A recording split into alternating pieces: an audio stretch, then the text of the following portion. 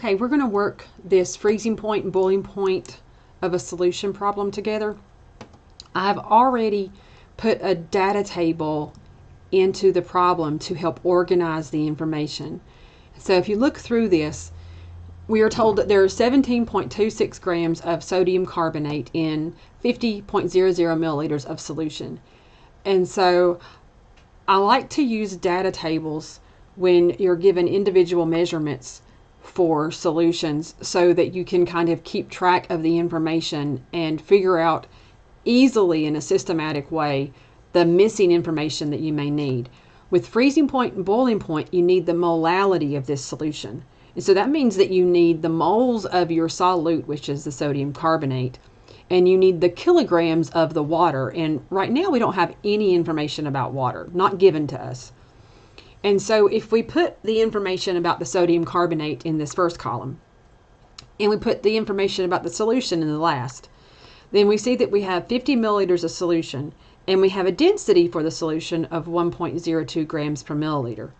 So if you take the volume and you multiply it times the density, milliliters cancels, and that gives us a mass of 51.00 grams for this solution.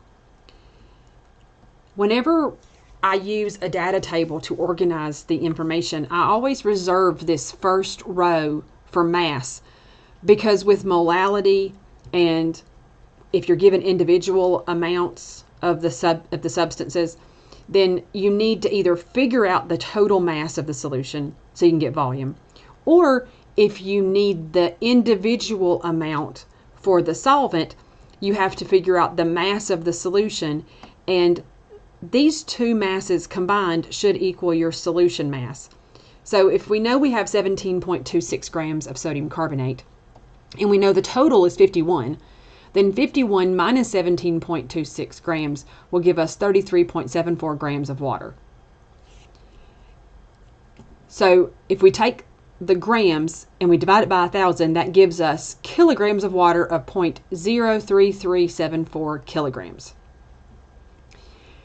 We have 17.26 grams of sodium carbonate, but we're going to need moles of sodium carbonate. And so if you take your mass of sodium carbonate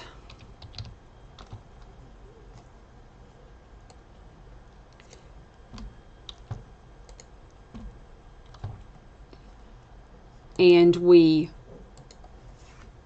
multiply by 1 mole over the molar mass, and so if we add up the molar mass for the sodium carbonate, sodium is 22.99, and there's 2 of those, and then carbon is 12.011, and there are 3 oxygens at 15.999 each. And so the molar mass of the sodium carbonate is 80.998 grams per mole. 80.998 grams. And so 17.26 divided by 80.998,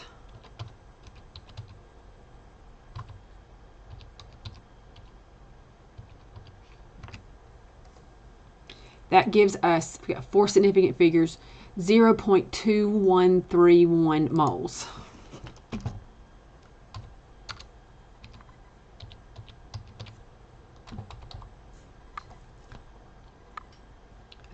So now we have the moles of our solute and we have kilograms of the solvent. And so the first thing to figure out the boiling point, the formula is the change in the boiling point is equal to the boiling point constant for your solvent times the molality of your solution times the Van Hoff factor that is due to the solute breaking apart. And so the first thing you want to do is figure out the molality. So molality would be your moles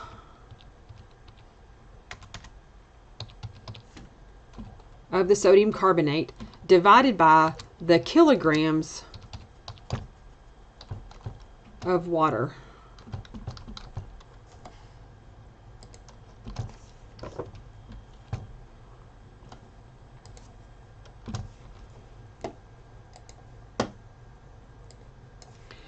So 0.2131 divided by 0.03374.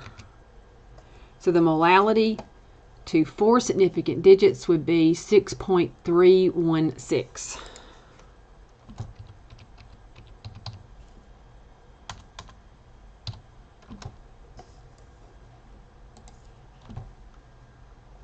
So that would be the molality. So now we need the boiling point constant for water, and we need to figure out what the I Van Hoff's factor is. So to figure out the Van Hoff's factor, I'm just going to draw the substance. Okay, so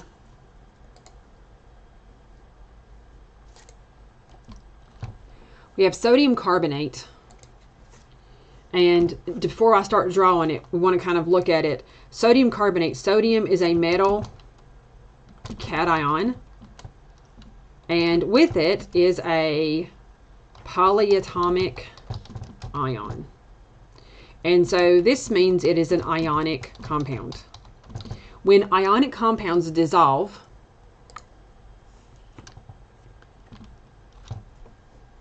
what we did in general chemistry was we would put AQ after it.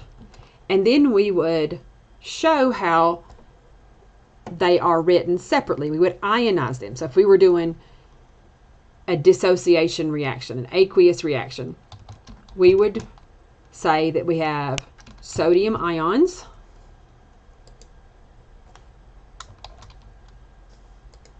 that are aqueous, and we have carbonate ions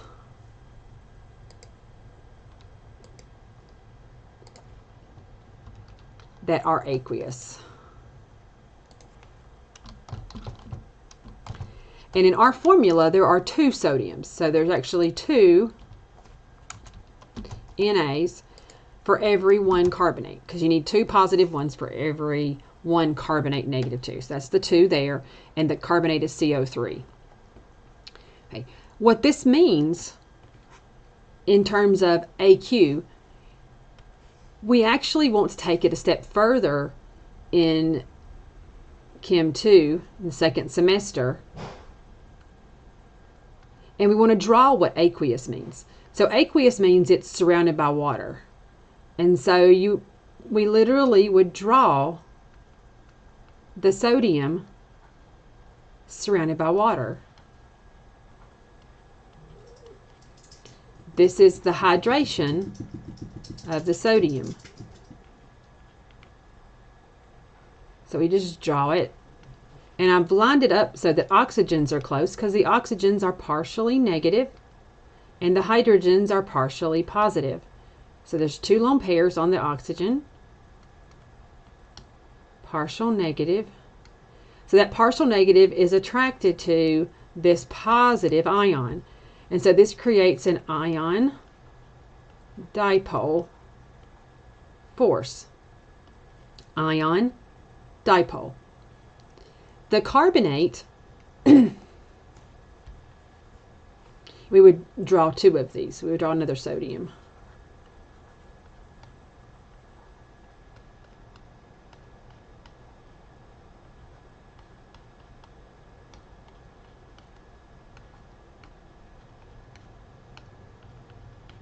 So there's the 2 sodium ions. And then carbonate, the oxygens are on the outside, and if you draw each one, because it's an ion, 2 of the oxygens would have a -1 charge if you draw one resonance structure, and the other one would be neutral, and the carbon in the middle would be neutral. And so in this structure, the hydrogens are attracted to the oxygens.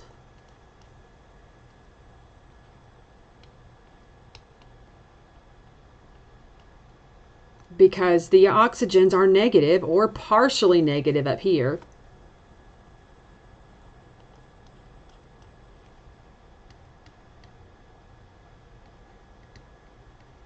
And the hydrogens are partially positive. So we got a negative charge, a partial positive. At first you may want to call this a hydrogen bond, but because this is an ion, hydrogen bond is not as strong as an ion dipole because the hydrogen is just partial charges. But when it's an ion, it's one step further. So this is an ion dipole because it's an ionic structure.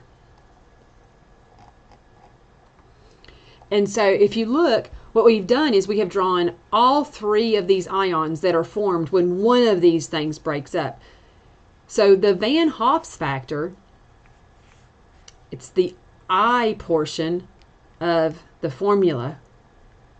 It would be a 3 because that for every one of these compounds, it breaks up into 3 particles. And freezing point and boiling point depend on the number of particles that are created when the substance dissolves. So these are ionic. Ionic substances break into cation pieces and anion pieces. You have to count those up. If it was a molecule, it would not break into pieces. It would stay in one piece and then just be surrounded by whatever your solvent is. And so the I factor up here is going to be 3. The Kb, because this is water, if you look in a chart, the Kb for water is 0.52 degrees Celsius per molal. So once you have the molality, the I factor, and the constant, you can calculate the change in boiling point. So 0.52 degrees Celsius per molal times the molality times the Van Hoff's factor. So 0.52 times 6.316 times 3 equals, I'm going to round it to 2 digits because of the 0.52, and so that would be 9.9. So the change in temperature, the delta T for the boiling point, is 9.9 degrees. Molality cancels right there. Okay, that is how it changes.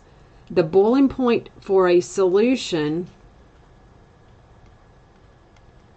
is based on your solvent, which is water, plus your change in the boiling point because it's elevated. Water's boiling point normally is 100 degrees Celsius. So 100 plus 9.9 degrees Celsius will give us a boiling point of 109.9 degrees Celsius. The boiling point was elevated because we dissolved the sodium carbonate. Freezing point of solutions gets depressed, so it gets lower.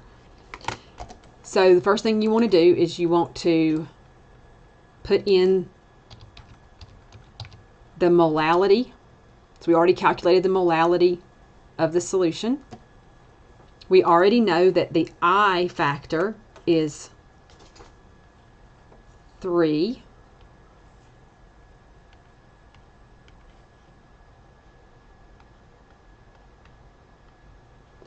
And you'll look up the Kf from the notes that were online.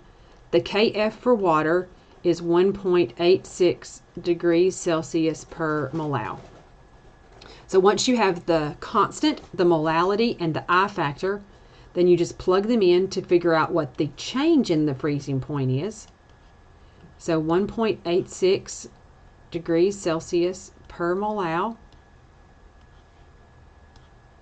times 6.316 molal times 3. 1.86 times 6.316 times 3 equals, I'm going to round it to 3 digits.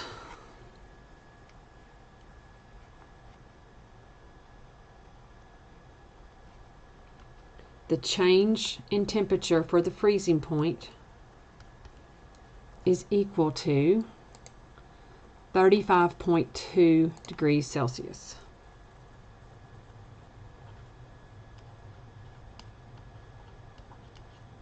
Molality cancels. That is how it changes. For the freezing point of a solution, you take the freezing point of the solvent, which in this case is water, and you subtract your delta T for the freezing point. And so the freezing point of water is 0 degrees Celsius, and we're going to subtract 35.2 degrees Celsius, and we'll get a freezing point of our new solution of negative 35.2 degrees Celsius. And again, this down here is an illustration. For the anions, you got to show the electrons. You want to show any charges, and you want to show partial charges on at least a few of the molecules. But you want to show that it's surrounded. So you have to show more than one to say that it's surrounded, because dissolving means that the solute particles are surrounded by the solvent particles. And so our solvent is water.